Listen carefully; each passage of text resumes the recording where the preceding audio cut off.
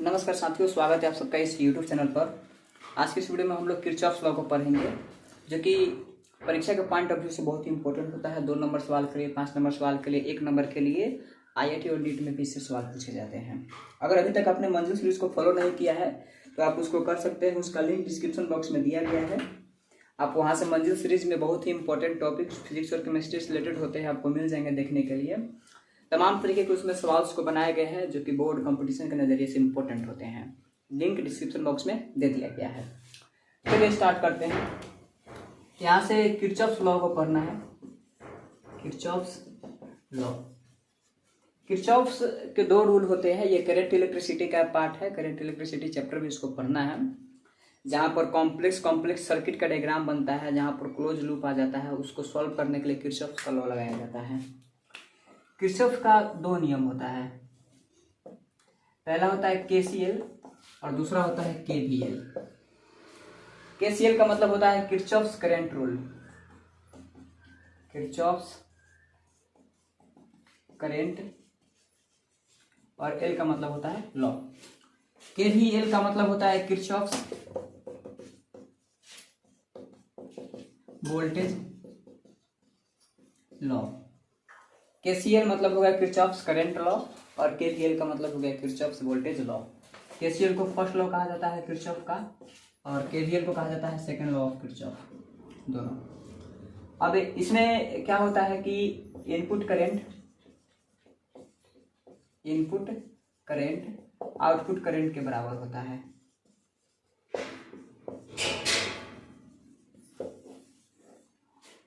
इसमें और भी बहुत सारी बातें हैं, जैसे कि मान लेते हैं कि एग्जांपल के लिए यहाँ पर करंट आया I1 और यहाँ से करंट गया I2। तो यहाँ पर जो भी होता है इसको कहा जाता है जंक्शन। जंक्शन उस जगह को कहते हैं जहाँ पर 2 से ज़्यादा वायर्स आकर के आपस में मिलते हैं। तो KCL को जंक्शन लॉ भी कह सकते हैं आप, जंक्शन लॉ, ये भी इस नाम से जाना जाता है। तो जितना भी करंट आने वाला होगा सबको कहा जाएगा इनपुट करंट, और जो करंट जंक्शन से बाहर निकल जाएगा उसको कहा जाएगा आउटपुट करंट। जैसे कि यहाँ पर जंक्शन है, तो यहाँ पर आने वाला करंट कौन कौन है, I1 और I2। मान लेते हैं कि करंट जो निकला वो I3 हो गया, तो कहा जा रहा है कि इनपुट करंट आउटपुट करंट के बराबर होगा अकॉर्डिंग टू KCL। यानी कि इनपुट करंट कितना है, I1 plus I2, output current कितना है, I3। तो किरचॉफ के फर्स्ट लॉ यानी कि KCL से I1 प्लस I2 I3 के बराबर हो जाएगा। अब देखिए यहाँ पर थीटा का मान कुछ भी लीजिए, I1 प्लस I2 हमेशा I3 के बराबर ही आएगा। यानी कि यहाँ पर जो हम एडिशन लगा रहे हैं वो नॉर्मल अलजेब्रिक सम है, बोडमास का जोड़ है।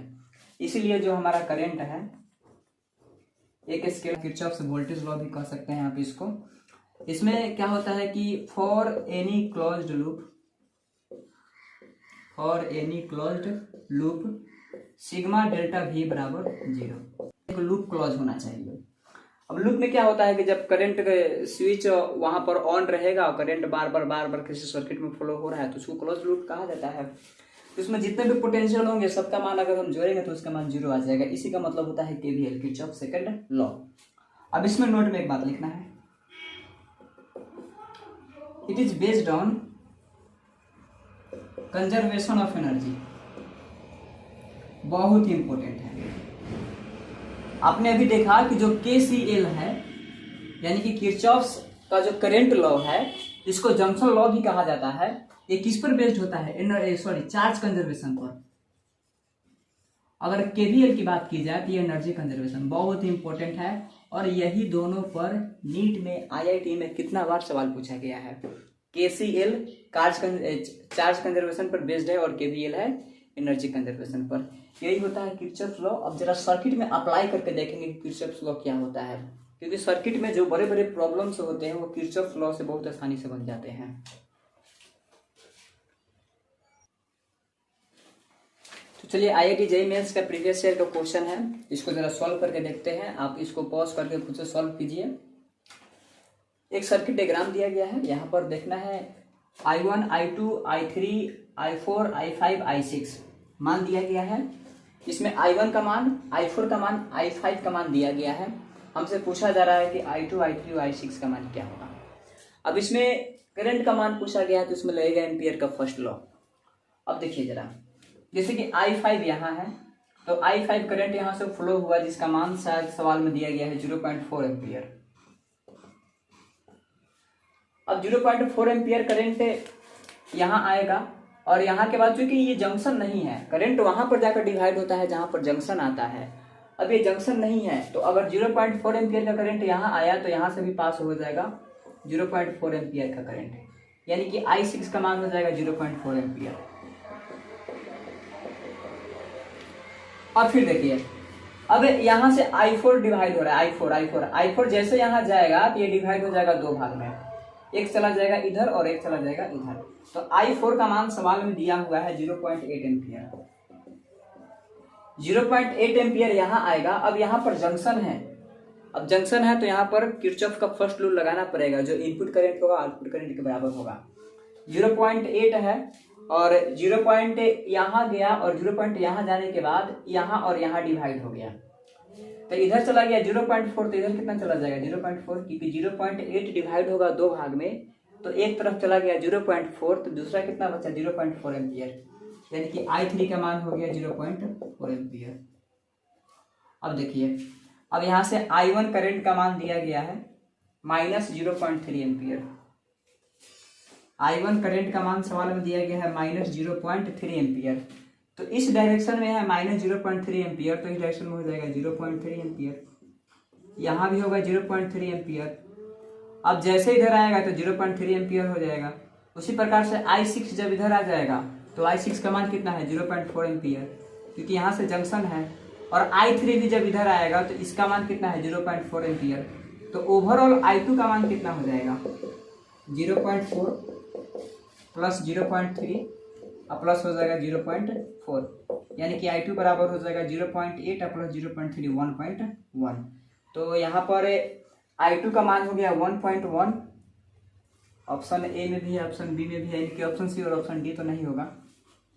उसके बाद I3 का मान है, I3 मान 0.4 और इसमें है -0.4, यानी कि ऑप्शन ए हो गया सही। तो इसी तरीके के सवाल पूछे जाते हैं किरचॉफ से फर्स्ट रूल यानी कि KCL या जंक्शन रूल पर। आप इस सवाल को बार बार प्रैक्टिस कीजिएगा, बहुत कुछ सीखने के लिए मिलेगा।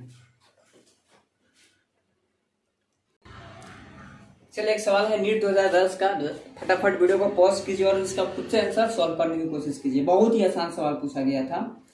लिखा गया है consider the following two statement, दो स्टेटमेंट लिखा गया है। पहला स्टेटमेंट है Kirchhoff junction law follows from the conservation of charge, बिल्कुल सही बात लिखा गया है। किरचॉफ का जो फर्स्ट लॉ होता है जिसको हम लोग जंक्शन लॉ के नाम से जानते हैं, वो चार्ज कंजर्वेशन को फॉलो करता है, एकदम करेक्ट बात है।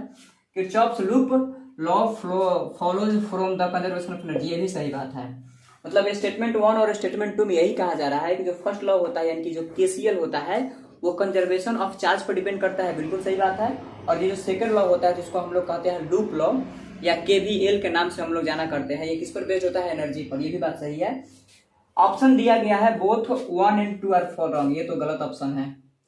ऑप्शन 1 और स्टेटमेंट 1 और स्टेटमेंट 2 दोनों करेक्ट होगा। देख लेते हैं कौन सा ऑप्शन में है, both 1 and 2 are correct.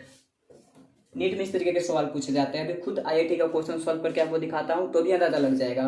Kirchhoff's law उतना हार्ड नहीं है, केवल अगर थोड़ा सा आप थ्योरी और लेक्चर्स और कंसेप्ट को क्लियर कर लेते हैं, किरचॉफ्स लॉ पर अच्छे अच्छे सवाल बन जाएंगे।